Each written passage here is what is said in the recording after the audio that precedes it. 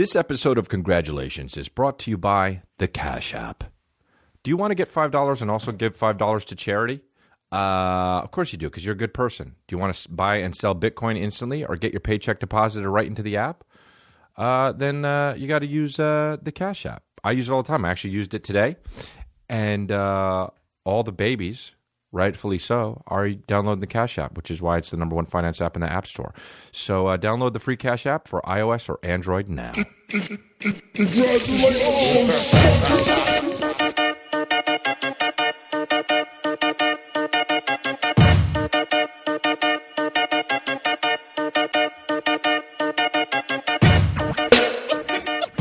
Good to go, man. We're in episode 64. And congratulations. Here we go, my babies. Got back from, let's see, where was I on the road? Every time I do this episode, every time I do new episodes now, I'm going to be doing, by the way, I'm live on the first 10 minutes on my app. Only for the subscribers this time. So you're getting a sneak preview of the episode that's coming out tomorrow, which is now, if you're listening to it, no matter what. But I'm going to be doing, because I'm on the Follow the Leader tour, which is my tour, and I'm doing a lot of the road. So I will be on the road a lot, coming back from each episode. Each week I'll be saying like, "Hey, I'm back," you know. I won't just be like, I've been in LA. So I was in, let's see, what did I do? I hit Pittsburgh, which was great. And then I went to Cleveland and I did a show for the students at some university that's like Case something university, you know? One get rid of knows it. And then I went to Dayton, which was cool. And, it was really good. It was a nice little. It always trips me out how close Pittsburgh is to Cleveland, and that's why the rivalry makes sense. But it's like 2 hours away. It's like sitting in LA traffic to go to the beach. That's how close it is. But Pittsburgh was cool. I hit Pittsburgh and then I hit Cleveland. So Pittsburgh was like, you going to Cleveland? I'm sorry. And then Cleveland was like, hey, sorry you were in Pittsburgh. Like, you know, and then when I got to Cleveland, people said, "Hey, sorry." They said, "Sorry, why?" I said, "Where were you?" I said, "Pittsburgh." They said, "Why?" I said, that's what they said when I said I was coming to Cleveland, and slammed you. And I did a secret slam, but it was what we call an inquisitive slam, because I was like, "Did you know that's what they said about that?" Like I put it on you. It was an inquisislam. But talk about slamming though, dude. I was on the flight back. And I was slamming people left and right on Twitter, dude, because I get bored. You know, Daddy gets bored when he's on the road and he's on the plane. He gets bored. You know, he's always sitting next to a fucking 65-year-old man he has got nothing in common with, because he's a young buck. He's a young buck. You know, he's very young. He's made a name for himself, but he's still young. He's still climbing. He's not the top wolf yet. He's the wolf right under that top wolf, looking up at that wolf, being like, "I'm still hungry," right? I don't know what fucking proverb that is. I think Arnold Schwarzenegger probably said it on Pumping Iron or something. It's better than coming. I get to come every day. Have you ever seen Pumping Iron where Arnold Schwarzenegger is like, Arnold Schwarzenegger is like, it's better than coming. I'm coming every day. You get the pump, it's better than coming. I get to come every day. I get to come in the morning. I get to come in the night. Every time I work out, I'm coming. Governor. Became governor. You know? Why didn't anybody who was running against Arnold Schwarzenegger as governor just say, we can't have Arnold Schwarzenegger governing fucking California? And then black and white, this is why. And he just says, I come every day. We can't have Arnold Schwarzenegger as the governor of California. Here's why. It's better than coming. I'm coming every day. I'm coming in the night. Are your kids safe with Arnold Schwarzenegger governing California? I come in the morning. Oh, shit, man. It ain't safe, it ain't safe, it ain't safe, it ain't safe, it ain't safe, it ain't safe, it ain't safe, it ain't safe, it ain't safe, it ain't safe. It's pretty safe, okay? Hey, Jeezy, it's pretty safe. By the way, I'm going to call him Geezy. It's dad humor. You guys like Geezy? Yeah, you heard this rapper Geezy? Yeah, the kids like Geezy. It ain't safe, it ain't safe, it ain't safe, it ain't safe, it ain't safe, it ain't safe, it ain't safe, it ain't safe. It's safe. It's fine. It ain't safe for the black, for the white girls. It ain't safe, it ain't safe, it ain't safe, it ain't safe, it ain't safe, it ain't safe. I don't mention Asian girls. I don't mention the Indian girls. Yeah, only the black and the white girls. And it's safe, it is safe, it is safe, it is safe. For the Indian girls, it's safe.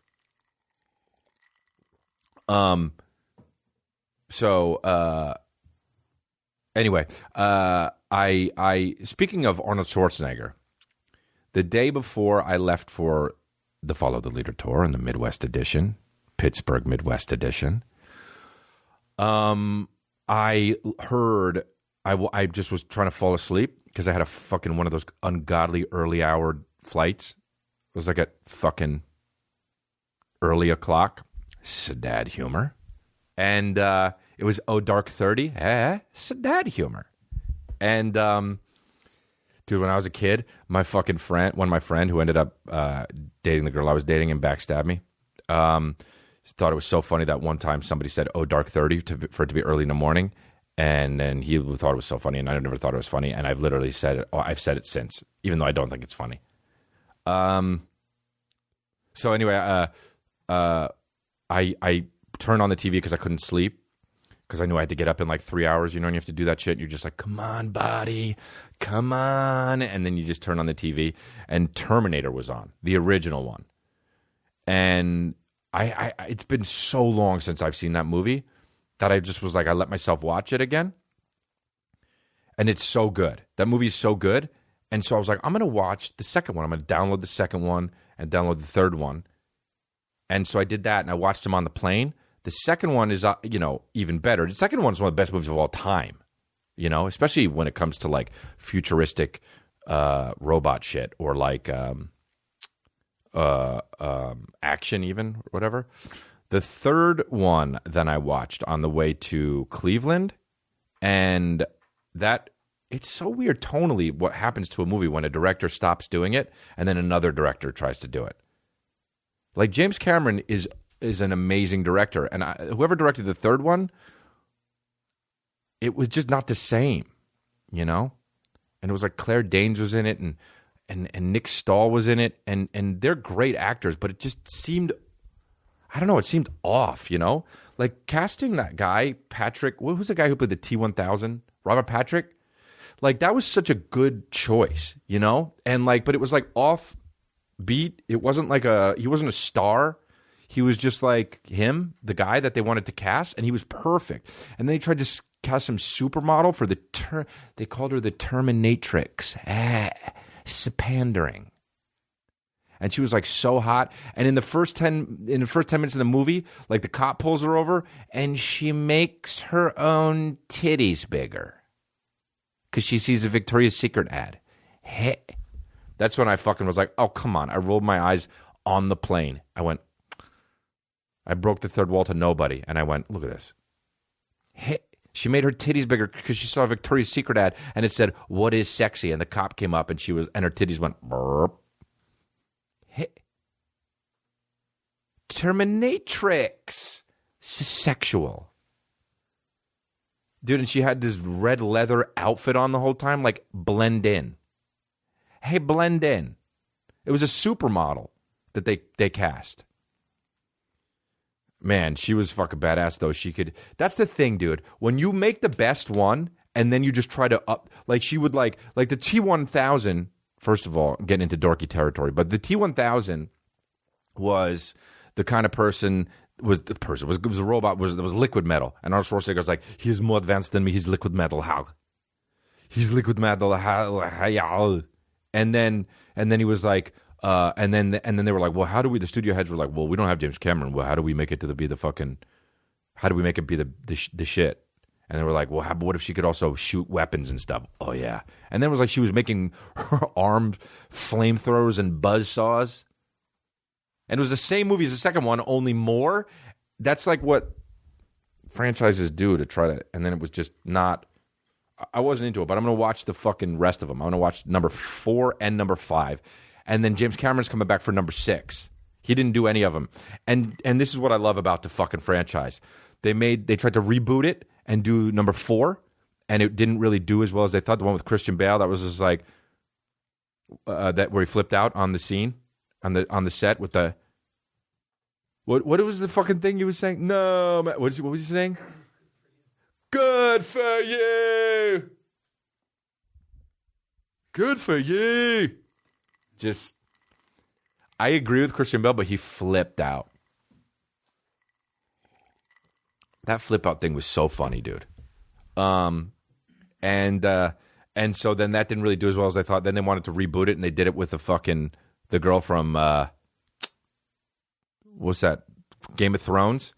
And then that was just apparently panned. And so they're like, fuck it. And now James Cameron was like, you know what? I'm just actually going to make the third one. He's doing now the fucking third one. That's so fucking... by the way, that is the most boss move I've ever heard of all time. He's like, yeah, go ahead, run with it, make the money, pay me for the fucking thing. I'll be the fucking overseer. I'm not really doing it. Go ahead, make your fucking silly little movies. And then one day he was like, gonna make another Terminator, gonna make number 3. Fuck the ones you made. That's so baller. That's so fucking hilarious to me. You know what it is, dude? You know what it fucking for real is?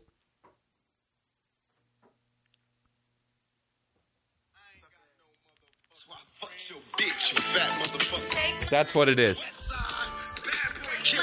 Dude, that's what it is. When he's like, hey, so James Cameron, we'd like to make T3. And he's like, oh, let me think for a second. Nah. That's what he did. Oh, let me think real quick. You know what? Give me a moment just to think of that. Nah. And then they were like, oh, okay, well, can we do it anyway? And he just goes like this, pay me. And then as he lights, what was that Saturday Night Live skit where he lights a cigar with a fucking $100 bill? That's what he was doing. And then he was like, and then they were like, okay, cool. And then they made it, and it did fine. And they were like, we should make maybe a fourth one. And he goes like this, nah, go ahead, make it, pay me. And then they were like, oh, can we make a fifth one? Can we reboot it? He was like, nah, make it, but pay me. And they were like, okay. And then it didn't do that well. And then one day he just calls up whoever the fuck is doing the movie, the production, the fucking studio. Hello, hey, it's Cameron. We're making number 3.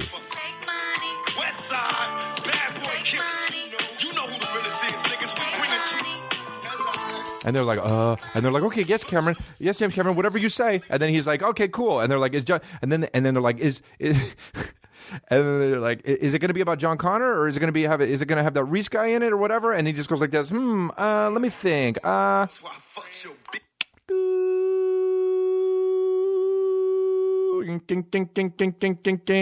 If you'd like to make a call, please hang up and try again.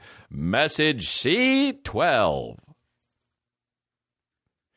You know James Cameron gets so many blowjobs, it's unbelievable, while watching his movies, and cries while watching Titanic, and also gets so many blowjobs while watching other people's movies that aren't comedies, and laughs at them so hard until he's laughing so hard that his tears are coming out of his eyes, but he's getting blowjobs, and he's just like, like watching movies that people think are good and were critically acclaimed, and he's just like, oh fuck, that was good, and hasn't also, even though he's getting a blowjob, hasn't had an orgasm since 1997. Gets recreational head. And watches sci-fi movies that people think are good, watches The Matrix, and especially the third one, Revolutions, and he's just like, look at the fucking twins in the white suits, while he's getting sucked, and the car goes and hits the fucking boo, you know where it hits the twins, or no, it hits Neo, and he's just like. And then after the blow, he's like, okay, I'm done, sweetie, because he doesn't have an orgasm. He's like, I'm calling the studio. I just got inspired. Hey, fuckheads, we're doing number 3. Oh, really? James Cameron? Is it about John Connor?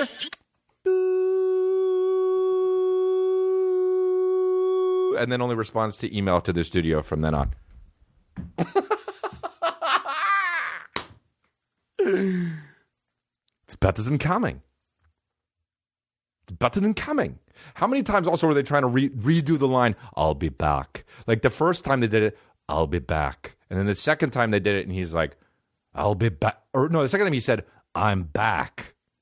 And then the third one, when the Terminatrix is coming, he says, she's back. Hey.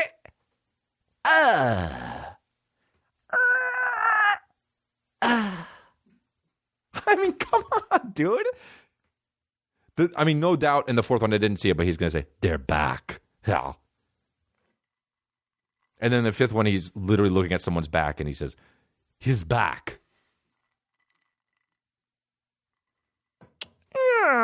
Hey. I mean, come on, dude. Make up new hasta la vista, baby. Oh, and in the third one, he isn't even taught this, but he looks at a clerk and he says, talk to the hand. Hey. Come on, talk to the hand. But they're good. You know, it's like they're pop. You know, the first two were actually really good. The third one was a popcorn movie, whatever. But it's all good. It's all good. I just feel like, I don't know. Hey, what's the, did you get the email from the guy from San Diego? Remember you sent me that? Send me that again, because I want to read that on the podcast. That was so funny. Anyway. By the way, enough about Terminator. Let's see. I was talking about the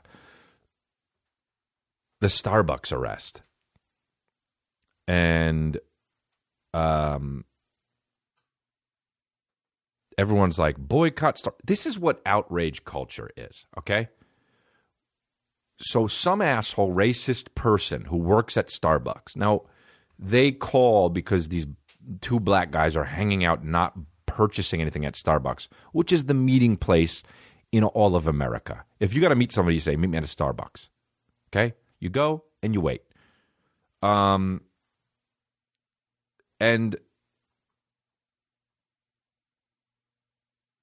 And so they go do this, and I'm sorry, I'm getting something queued up because I want to do a fucking stupid-ass joke later. Anyway. And they go to this Starbucks, and this racist employee calls the cops, and the cops arrest these two black guys just for hanging out. They were waiting for somebody, and while they're getting arrested, the other guy shows up, and he was like, what the fuck's going on? They were waiting for me. And they were like, and whatever. It's complete. It's definitely racist. It's racial profiling, and it's terrible. Okay, and yeah, I understand that there's a whole system involved where it's, you know, racism is a problem. It's not just this one person that does this, but people are saying that are like boycott Starbucks, boycott all Starbucks. This is the problem with the outrage culture, is that it's not Starbucks' fault. It's genuinely not Starbucks' fault. It's this person's fault. Now, I get, you know, to clip a racist out of that's not doing anything. You've got to get to the root of the problem. But saying, there were people online, I put out this tweet. What was it?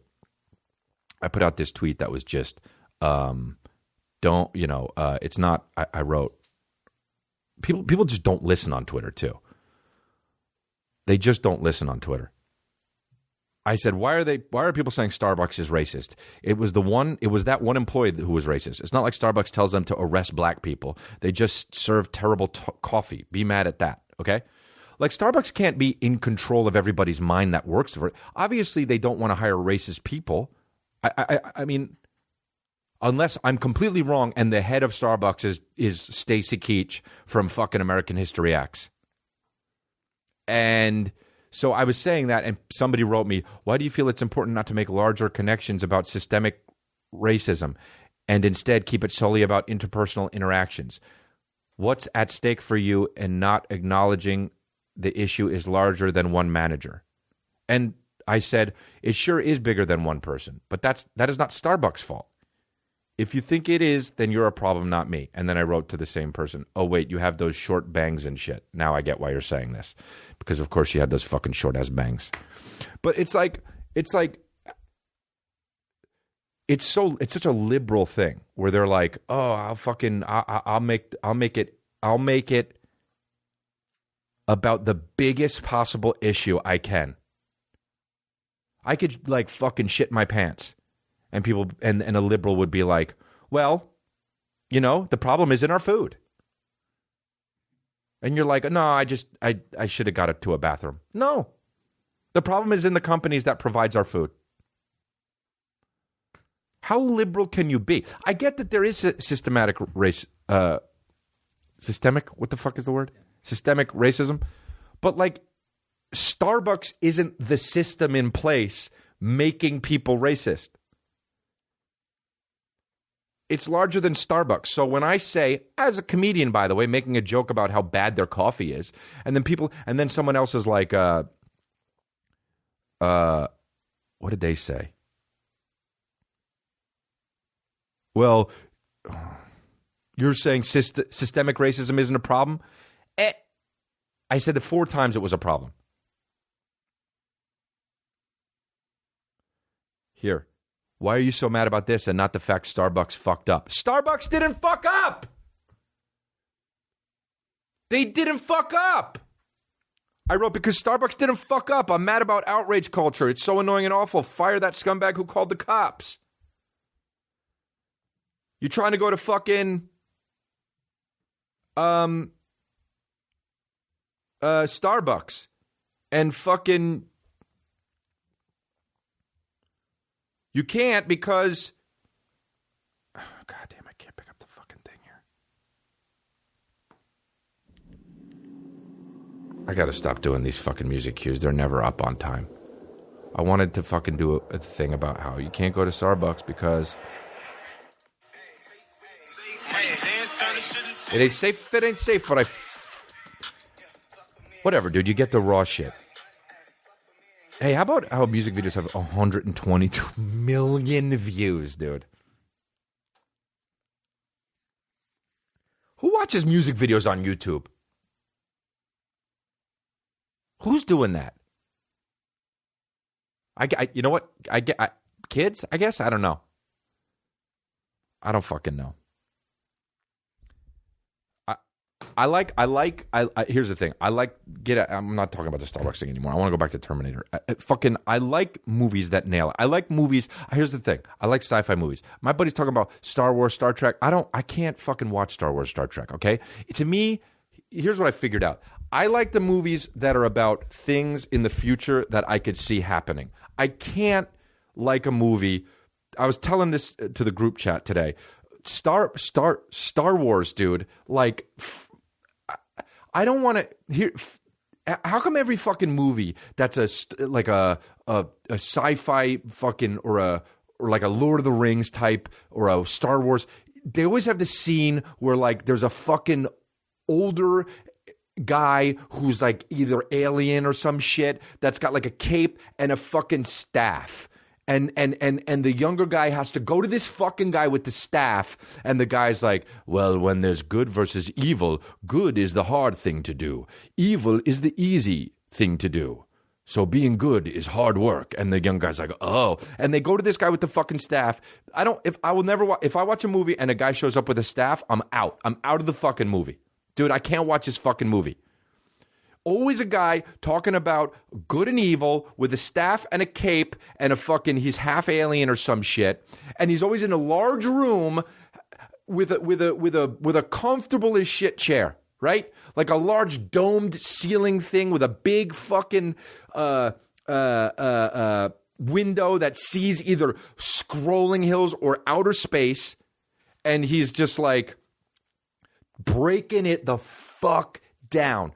And he's got the comfy-ass chair. By the way, the room's got nothing in it but that big-ass comfy chair. Who the fuck would want to be in that room? If this guy who knows everything and has all the money in the world or whatever the fuck, goods, and gets fucking sucked off left and right, why the fuck is he going to be alone in a room with a comfy chair and that's it? The guy doesn't have satellite TV? Maybe sometimes he's got like grapes and cheese near him, but that's it. If I can't stand movies where there's a character with a guy and a staff. That's what I broke it down to.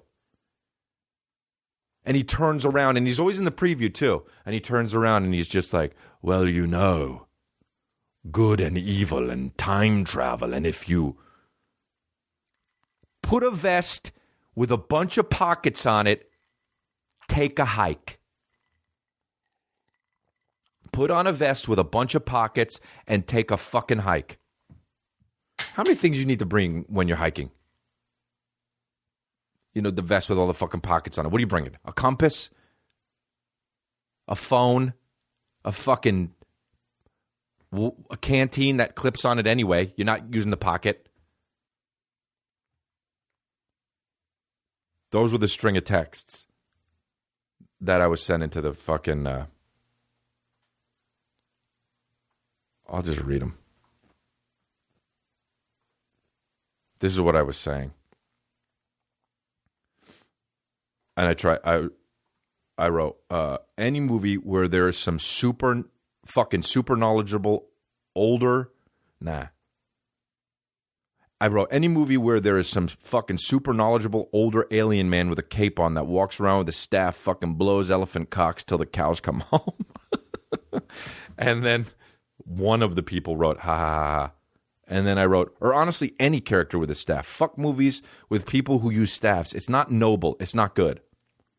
I wrote, fuck, I hate that. Anytime some movie wants to beat you over the head with some bullshit good versus evil thing, they give some guy a staff and make him say it all slowly and shit.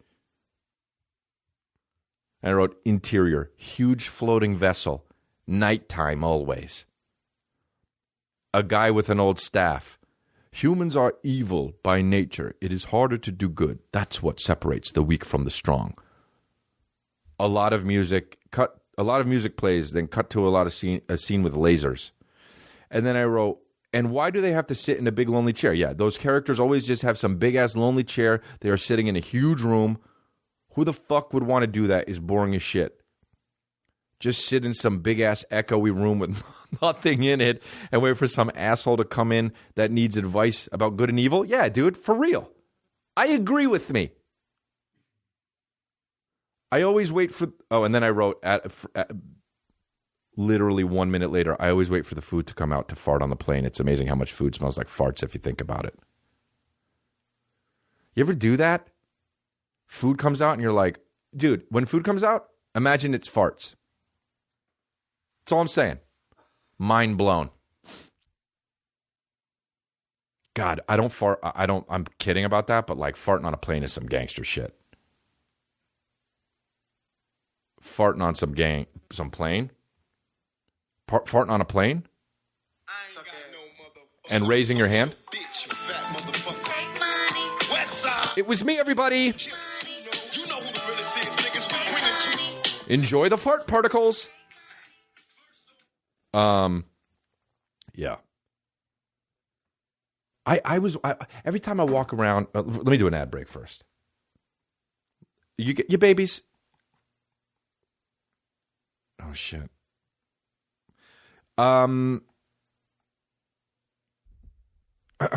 Hey guys, have you heard of a little thing called eHarmony? Because it's a big thing. All right. If you've tried or you're trying online dating, chances are you've run into lazy text messages, dead-end conversations, random matches that don't turn into dates. All right? Well, guess what? We developed a profile on eHarmony, and we did it for One Fire. And we're going to see how it goes with him. And I was with him. We were creating this profile, and it was really easy and fun. We made a nice little profile for him, and we're going to see how it goes for him. So, hey, if you're on eHarmony, maybe you'll match with One Fire. Who knows? Love is in the air, you know. But eHarmony takes steps that other dating sites don't in order to find you a more compatible match. I mean, it's built to help you find lasting, meaningful relationships. It's not a shallow hookup site like some of the other ones. And they have helped over 1 million people find their perfect match. Dude, that's a lot of people. That's also cool. It also, love enriches your life, man. When you find a partner and you love them, this is 2018. I don't know anybody that doesn't meet anybody online. This is the way to do it. Because it's a real thing. Like I said, it's not a hookup site. eHarmony uses decades of science, data, and psychological research to send you the right matches. eHarmony brings compatible people together. Now, right now, my listeners can get a free month with eHarmony when they sign up for a 3-month subscription. Enter my code CONGRATS at checkout. Stop waiting and start your journey to a satisfying, meaningful relationship. It can be fun to play around with online dating apps, but when you're ready to fall in love with someone and have a meaningful relationship, there's only one app that's built to bring you real love, and that's eHarmony. Come see how eHarmony can change your life. Go to eHarmony.com and get started. Enter my code CONGRATS at checkout. Square Cash. If you haven't heard, we've switched to the Cash App. It's the simplest way to pay people back. Friends, family, babies, Terminatrixes. Sending and receiving money is totally free and fast, and most payments can be deposited directly into your bank account in just a few seconds. And did you know that the Cash App lets you do way more than that? Now you can even buy and sell Bitcoin instantly. Get your paycheck deposited right into the app. Pull money out of the ATM with the free custom cash card, or use it to spend anywhere you like. You really won't find a more useful finance app out there. I legitimately, hand to God, used it today. Now, when you download the Cash App, $5 goes to you and $5 goes to Time's Up Legal Defense Fund. So if you're passionate about that, that's really good. And if you're passionate about helping, that's really good. And even if you're just trying to get points with God, it's still good. Download the free Cash App for iOS or Android now. And look, I use it all the time. I use it above all the other apps. Some of the other apps are fine, but this one is definitely the best one. It's the quickest. You can do it over texting. I did it over texting just today. You just go into the text field of the app and you click it and you select the however much money you owe somebody, and then you send it off. So that's what's up.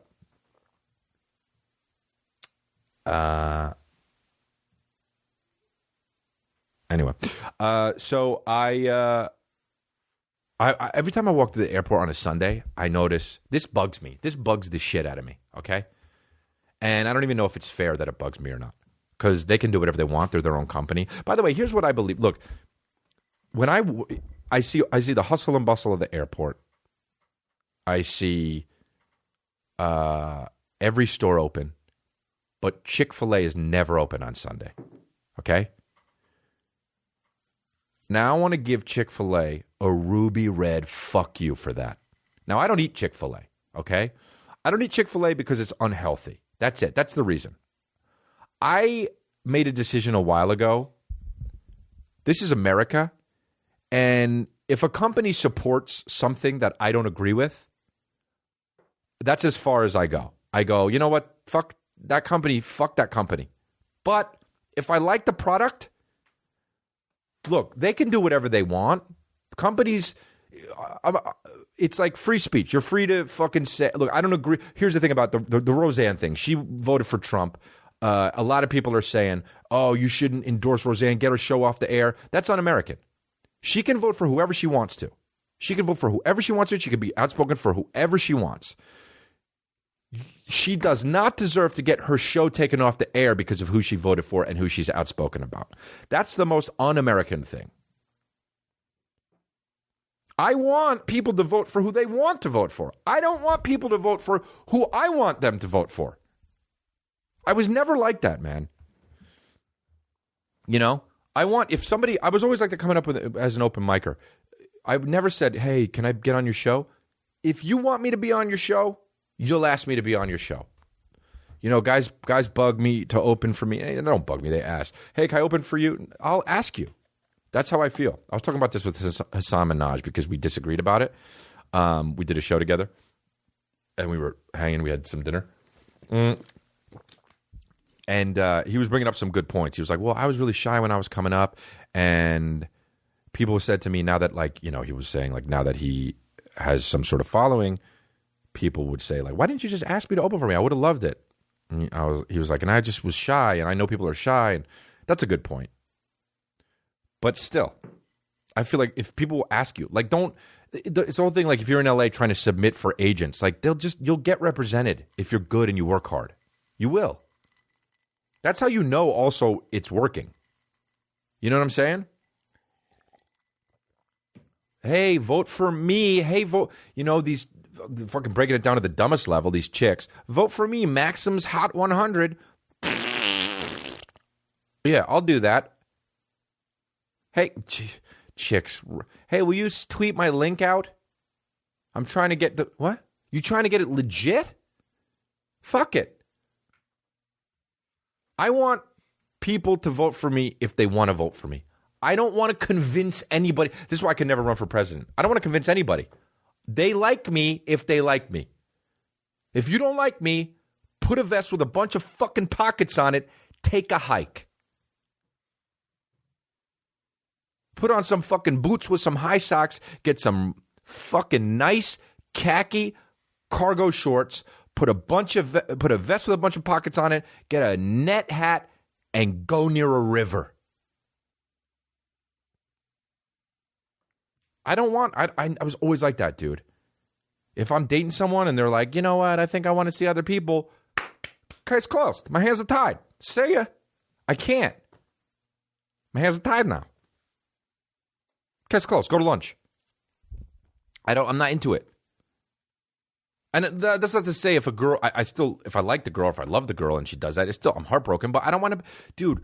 I've been in relationships where they say, oh, I want to be in an open relationship now. And I say, oh, well, okay. What am I going to convince you to not?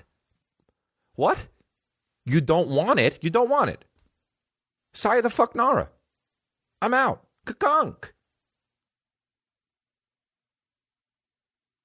I was with a girl once and she was like, I saw Oprah and she had on somebody that had an open relationship and maybe we should try that. That was it. I jumped off a building. In my mind, in the relationship. I jumped off the relationship building. I don't mean I was like suicidal. I did my own stunts. You know? Life's too fucking short. Although I do like the bit where Chris Rock is like, life is longer than a motherfucker. Because it is. Because life is long, dude. They're all made of moments that are very, very quick. That's the thing. But life is long as fuck. And if you do it right, it's better than coming. By the way, it was National fucking Sibling Day the other day. Hey, Days, go fuck yourself. When I see people post, hey, sorry, almost forgot. Here's one of me and my brother. National Sibling Day. Okay. National Sibling Day. Hey, sit on this. Bounce around a little bit. For those of you not watching the podcast, I got my middle finger up. Got my middle finger up. How the fuck am I supposed to do that? Stick my eyeball down and turn it around. What's that fucking? Stick it out like a ring your hand with an orange thumb. Like National. Oh, sorry guys. Almost forgot National Sibling Day. Oh, dude, you know what? I was actually pissed at you until you apologized. Thanks for posting a picture with you and your sis.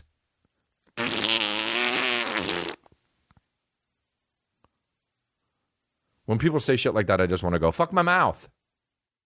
Just to stop them and have them be like, oh, excuse me. Did you know it's National Pizza Day? It's National Sibling Day. It's National Hamster Day. It's National fucking Air Max Day. It's National Bald Men Association Day. It's National fucking, fuck my mouth. Instead of those days, fuck my mouth. Hey, where's fuck my mouth day? I want someone to fuck my mouth so I don't have to hear this shit and I'll be traumatized over it.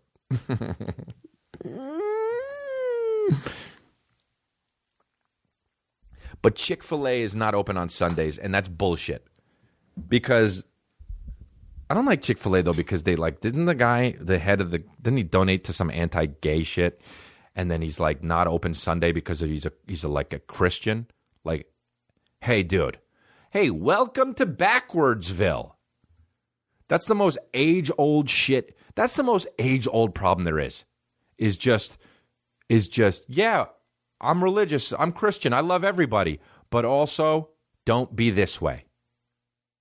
And I judge you, but I love it, but I love you. And you're going to hell, But, do what you want. Look, you want to go to hell? All good. Just don't be around my daughter. Like, go fuck yourself, man. How about this? I can't be religious until that shit stops.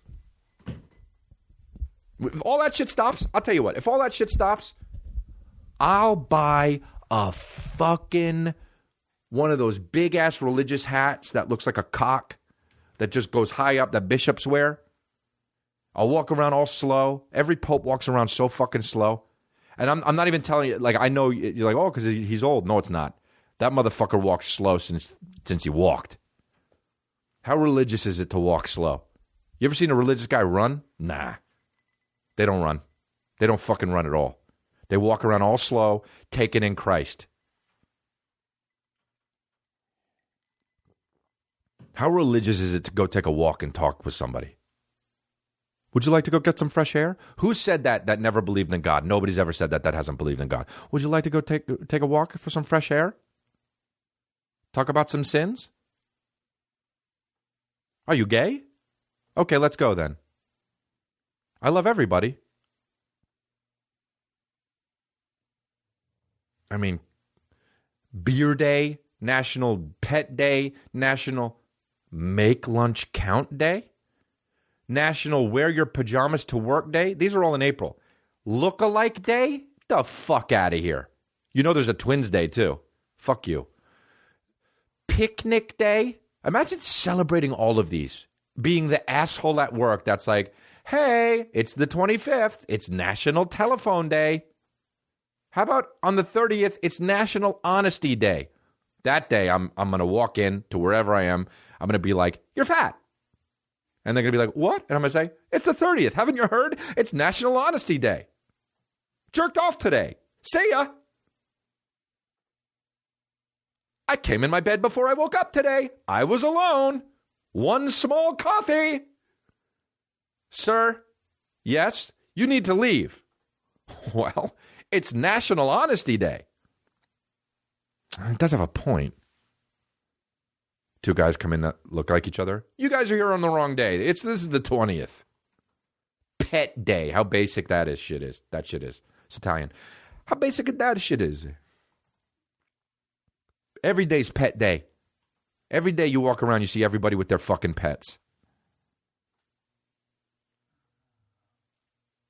What is this? Look at this. What is this? May? Go up. May? World Password Day. What? The 5th is Free Comic Book Day. The 6th is Nurses Day.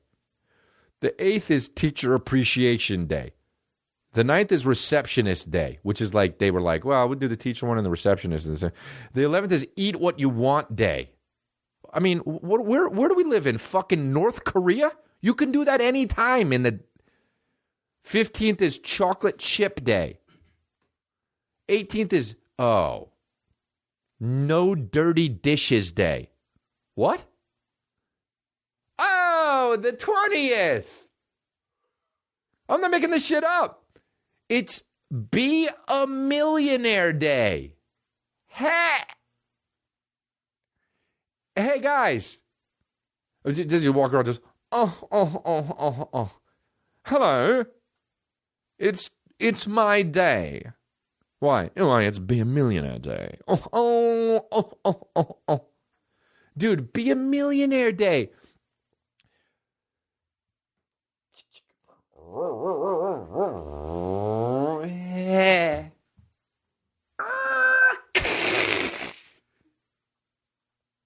I mean, come on, dude. Fucking start up, turn over the car, drive by, crash into, That's a fucking drive-by that crashed into Be a Millionaire Day. What kind of cocksucker do you have to be to celebrate that? I want to know if there's Be a Billionaire Day. Scavenger Hunt Day, and then there's Hamburger Day. What kind of fat fuck do you have to be to celebrate Hamburger Day, you know?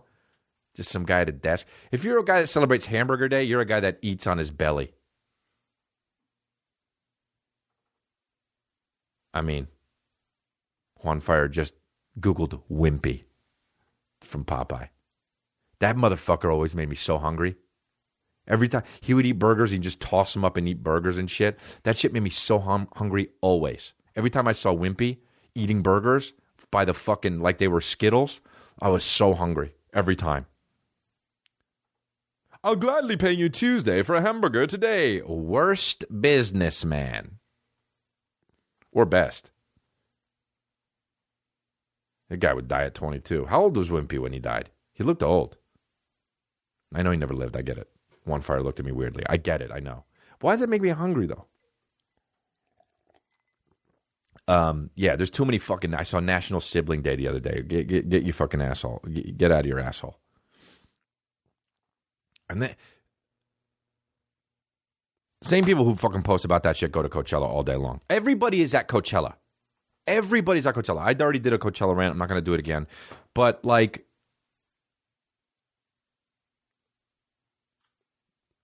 How about Beyonce talking about, she was like, she's asking media outlets not to post unflattering pictures about her. Hey, Beyonce, this is Earth. Hey, Beyonce, look around. Do you see the houses? Do you see the hills? Do you see the blue sky? Look down. Do you see grass or dirt? That's because this is Earth. And on Earth, there's the internet. And when there's the internet, there's shitty photos of famous people. Ask Ben Affleck. I can't think of Ben Affleck without thinking of Affleck. But, yeah, dude.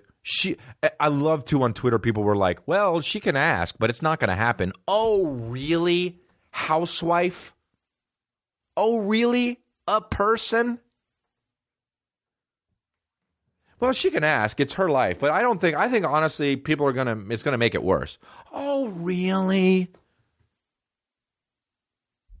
You fucking 2-bit tweeter? Yeah, dude. Like, what does she think? That's going to make it worse. I mean, dude, I'm not, what am I, 1/1,000,000th as famous as Beyonce? There's pictures of me. I know I'm a comedian, so I take silly pictures sometimes. But there's pictures of me that I'm just like, oh, no. I'm literally like, oh, if a girl I was interested in wanted to date me and then Googled me and saw that picture, she wouldn't go out with me. I need that picture off of the internet. Now, Juan Fire is Googling pictures of me, and pictures of my ex-girlfriend are coming up, and that's an extreme Juan Fire move. But it's all good. Juan Fire. Juan Getridov is laughing in Juan Fire's face. Because even Juan Getridov knows not to do that. From his Russian heritage. But Coachella, dude. Beyonce made history this weekend as the first black woman to headline Coachella. Isn't Coachella like 4 years old? How old is it? 11? Is it really that old? Oh, man. I just love and hate the internet, you know?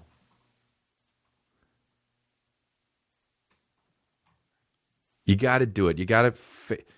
I think what Beyonce should do is post the unflattering pictures and be like, motherfucker, come at me. I know that's like my style, but like, and it's not Beyonce's style. But also, like, you just get older and you start looking more and more like a potato. That's just what happens. You know? Also, she's moving her body like a fucking... Move your body like a snake charmer. What was that fucking... R. Kelly song? R. Kelly is specific when he makes music. You remind me of my Jeep. It's sexist. How come R&B can be so sexist? You haven't heard much about R&B, though, this year. That's probably why. Because R&B, people think hip-hop is sexist and country music is sexist. Nothing more sexist than R&B. You remind me of my Jeep, bitch. That's basically, you're a cunt face. You remind me of my Jeep. You're nothing. You're not good for anything but fucking. You remind me of my Jeep. You've got 4 wheels. Those are titties. I mean, remember when R. Kelly made that fucking 90-part song about being trapped in the closet? I mean, is there anybody who's more of a nut job than R. Kelly? By the way, that's my favorite fucking song of all time. I don't give a shit. R. Kelly was the fucking Paul Simon of R&B. Paul Simon would sing that shit. He would just be like, yeah, I walked to the store one day and I walked to the store. I talked to the clerk. Then I fucking drank some and I was walking down the street and man. And white people were like, that speaks to me. And then R. Kelly is just like, I was trapped in the closet for fucking 50 minutes. And white people are like, no. It's the same thing. R. Kelly has got to be the biggest nut job. I mean, he pees on 14-year-olds.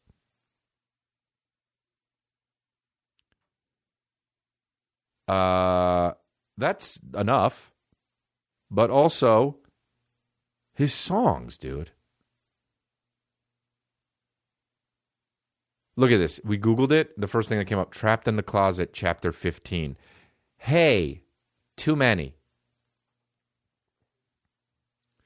Dude, R. Kelly. How many times has he open hand slapped a woman? Like for asking a question and just been like, bitch, you don't ask me shit. You don't ask me shit. Listen to the clock. Tick, tick, till you get hit again. Right? And the girl's just like, I don't know. I control you, bitch. Just fucking. You remind me of a dog. Psst, just pissing on her.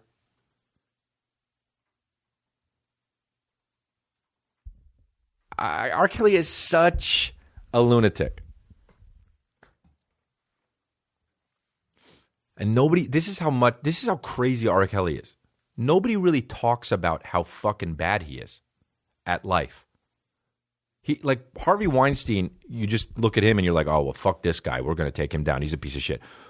R. Kelly is insane. That's how you know he's insane, because nobody's like, get R. Kelly, he needs to be in jail, because they're literally just like, oh, I don't know what the fuck to do with him. He pisses on 14-year-olds and sings about being trapped in a closet literally for 30 chapters, or however many chapters it was. Just sit insane.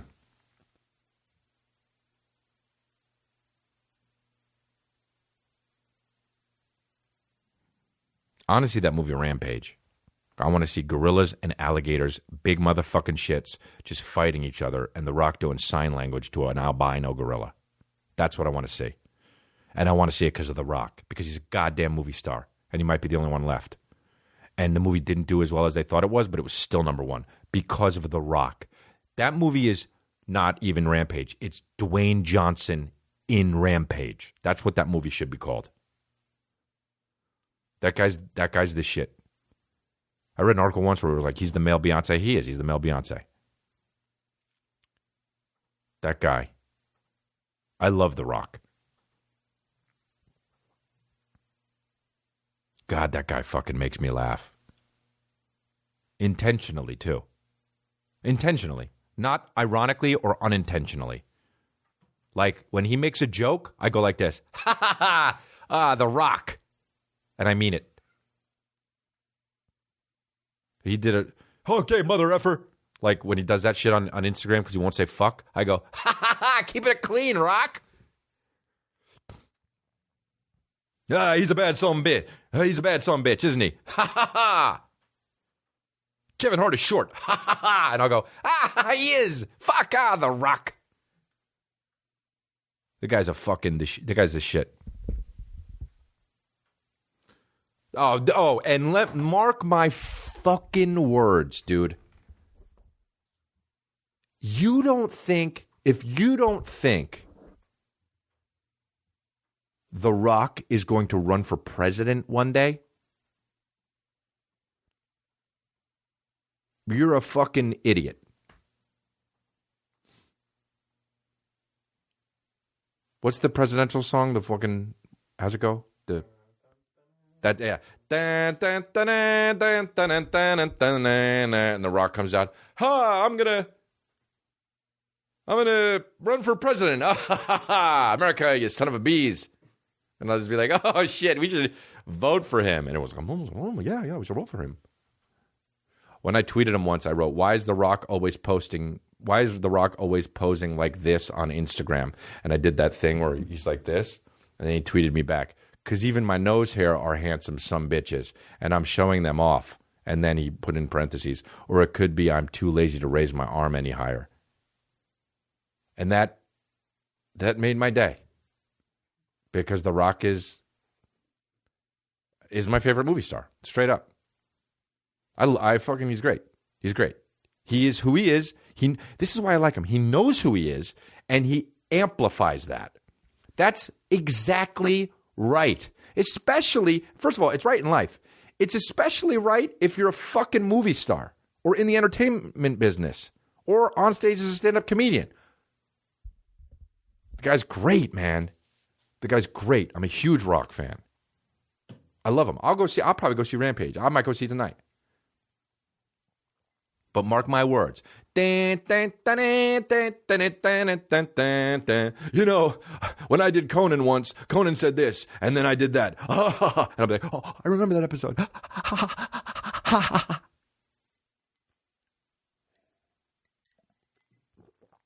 Yeah, he's cool, man.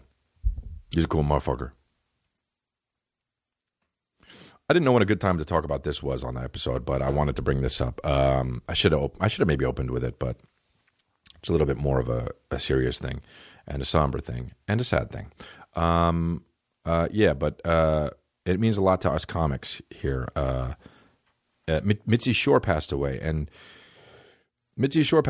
it was a weird thing. It was, first of all, it's a sad thing because she owned the Comedy Store, and she created the Comedy Store, and for 46 years ago. And it was and is the greatest place for us as comedians to feel at home, and to, she always made it a point to where you could say whatever you want to on stage and not be judged. And I always felt that at the Comedy Store, and I don't feel that at all the other clubs. I mean, I make myself feel that way when I'm doing the road and stuff like that, but at the Comedy Store, it felt like you were accepted for that, for being unapologetic in your stances and in your comedy. And they wanted that. They wanted you as an artist to be that way.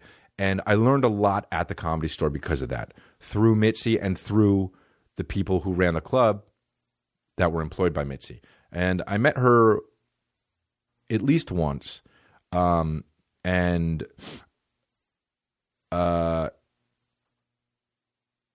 She was just like this,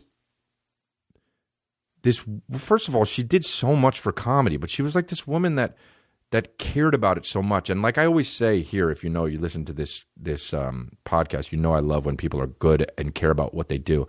But she loved finding talent and like nurturing comedians, and loved trying to spot talent. And she told people what she thought of them, and she made careers, made comedy careers. She made stand-up careers happen. And she was one of the people that started something. I can't. I'm paraphrasing this, but I was reading the other day about how she kind of like helped birth Comedy Central in a way, or what has come to be known as Comedy Central. But without her, comedy would be a different thing. Stand-up would be a different thing today. She's just like a legend in comedy, and I don't know if people who listen to this podcast know that. I know some of you do because you're comedy fans. Obviously, you listen to this podcast, but people think of comedians as the people that changed the game for comedy. And Richard Pryor and George Carlin and whoever, Eddie Murphy, and the guys now that are moving comedy in the direction that it's moving. But there's also the people that aren't on stage that do that, like Mitzi Shore and others too. But Mitzi Shore was arguably the most important person who was that, and she passed away a few days ago. And I knew her. I met her, like I said, once or twice. She passed me. I was one of the last people that. I was actually the last person that she passed. I believe I was the last person that she passed at the Comedy Store where there were showcases. I know she passed one other person after me, but just because she came to the club and saw him on stage and was like, put that person on the lineup a lot. And that was Justin Martindale, who's great. But she just hadn't, like, she would do that. She would just see somebody and be like, put that person on every single night at 10 o'clock. And whoever was running the club would be like, really? And that person would then become, you know, a big comedic star, because she felt like, oh, she would do stuff like that. This person needs to open the show at 9 o'clock every night for a year, because she thought that person needed that in their journey, or whatever you want to call it. Or you got to give this person late night spots. They got to go on at 1 a.m. because they need to talk to 5 people and become more conversational, or whatever she would say. And she had ideas for every comedian. And she was like, oh, you know, they said they called her like the godmother at the Comedy Store.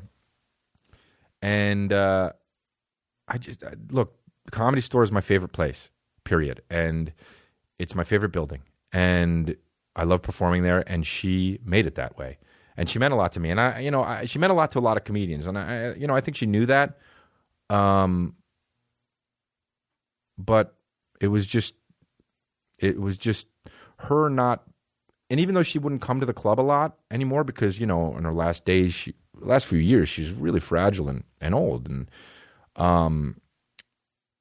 but it was still a weird moment, for me. I can speak for me, even though I didn't have many moments with her at all, but just knowing that she had passed on, it made me feel sad, and it made me feel, I mean, I'm still figuring it out, you know, but I sit and I think about it, and the Comedy Store, and just what she's done, and how crazy it is that one person can do so much. And my heart goes out to the Shores and Pauly, because she's Pauly Shore's mom. I don't know if people know, everybody knows that, but you know,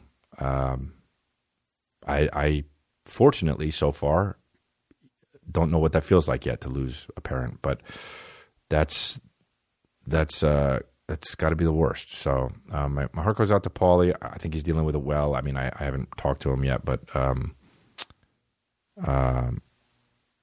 you know, he seems to be active and being sweet on Twitter to everybody who's talking about it. And but we all as comedians loved what she did, and even the people that didn't know her are like thankful about her. It's just really cool. It's cool that there's somebody like that, and that comedians can have their moment where, besides the fact that they're always making fun of everything, to just, like, you know, be serious about something and express to people how much she meant. Anyway, I'm kind of going on and on about this, but I wanted to, because she was a really important person in comedy, and because of that, she was a really important person to me. And she passed me at the club, and that meant, I mean, that's one of the fucking things in comedy that, like, comedians would start and be like, oh, I want to, Mitzi Shore, will she see me? I mean, will she pass me? Do you think she thinks I'm good enough? And that's just cool to me. That I don't know. I appreciate that moment, that small moment that she gave me in my life, and made me feel accepted. And I don't know. It's just a fucking awesome thing.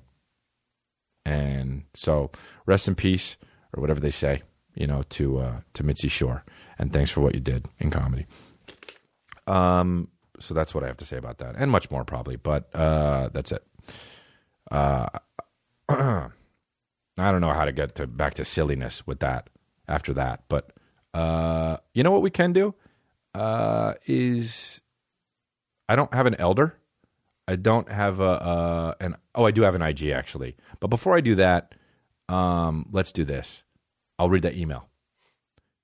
This guy, so Juan Fire sent me this, and he wrote, I thought you'd like this one. Now, you guys, I've talked about how much I fucking hate San Diego, and I mean it, okay? Because it sucks elephant dicks till the cows come home. And this guy writes me, I don't know, should I say his name? Does it matter? Nah, fuck it.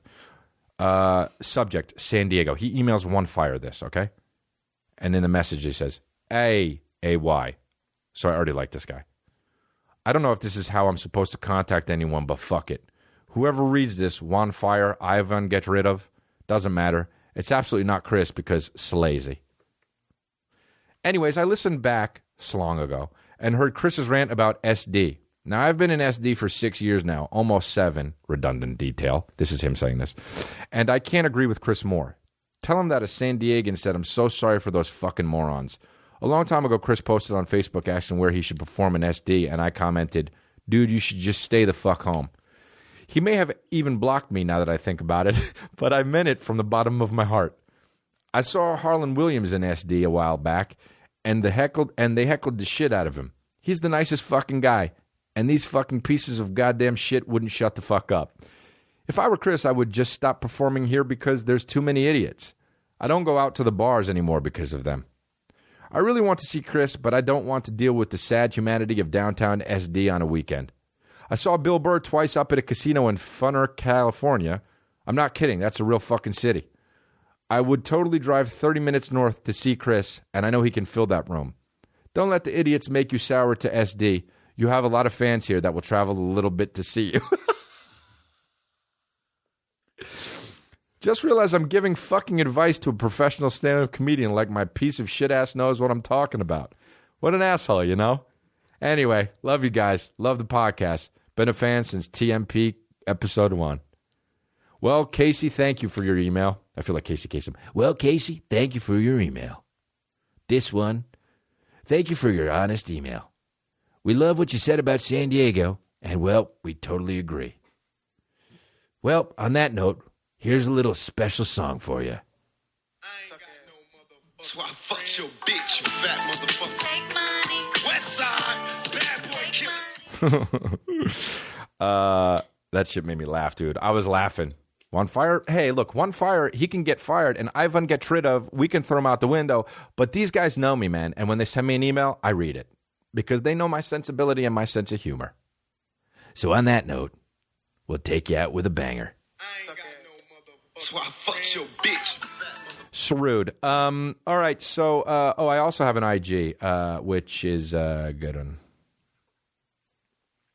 I found a fucking good one. Someone sent it to me. Let me do it before I do the intro. Here we go. Get him to my saved ones. Hey guys, it's time for the most fucked up Instagram post of the week. The most fucked up Instagram post of the week. Gunk.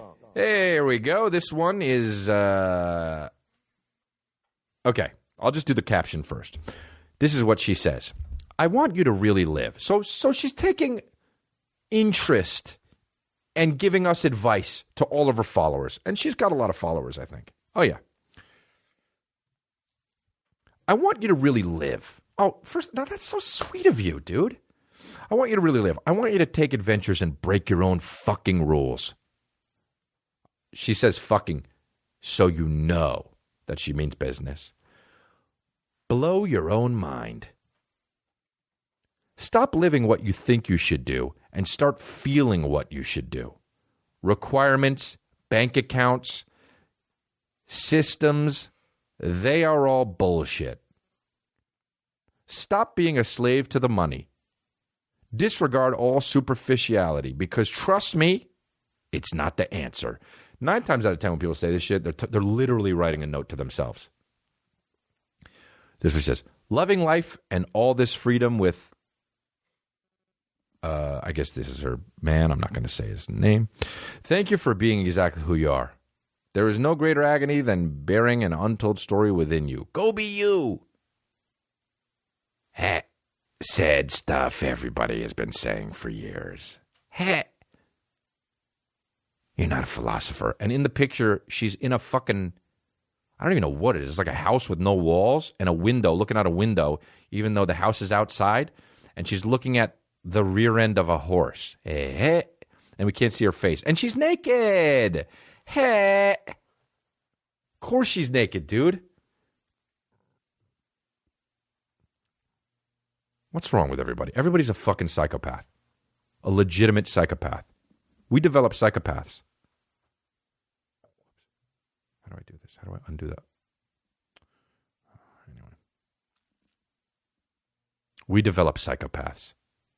We develop psychopaths. Diddling-din-din-din. Hey, guys. Hey, world. Stop developing psychopaths. All right, look, that's it. We went over an hour and 10 minutes, and you guys, we had a good time. I know it was mostly me doing all the heavy lifting and work, but you guys, you came through and you listened to the podcast. And I'll tell you what, our numbers are growing. And pretty soon, we'll all be in that log cabin in the woods or on the field or wherever the fuck we are. But I guarantee you we'll be sitting Indian style and we'll be sharing ideas and getting fucked and sucked and living that hedonistic lifestyle. And honestly, it's better than coming.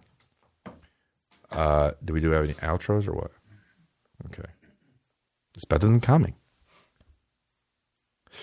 Square Cash. Have you switched yet? Download the free Square Cash app, enter rewards code CONGRATS, and get $5 and give $5 to Time's Up. Get it for so you're a good person. So get it for iOS or Android now.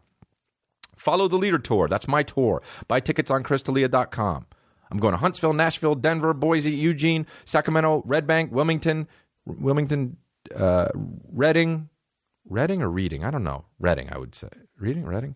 Tulsa, Oklahoma, Midwest City, Oklahoma, Dallas, Portland, Hampton Beach, Mashantucket, Houston, Wichita, Kansas City, Lincoln, Reno, Las Vegas, and I got the third leg coming soon.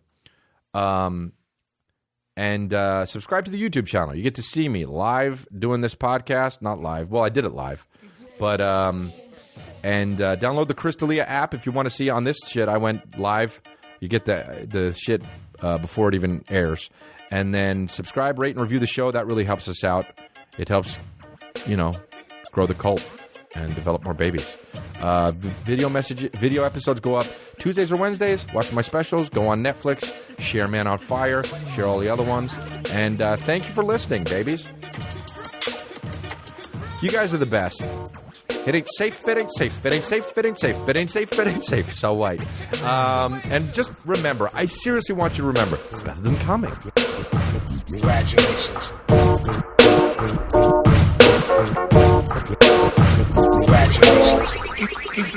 Congratulations.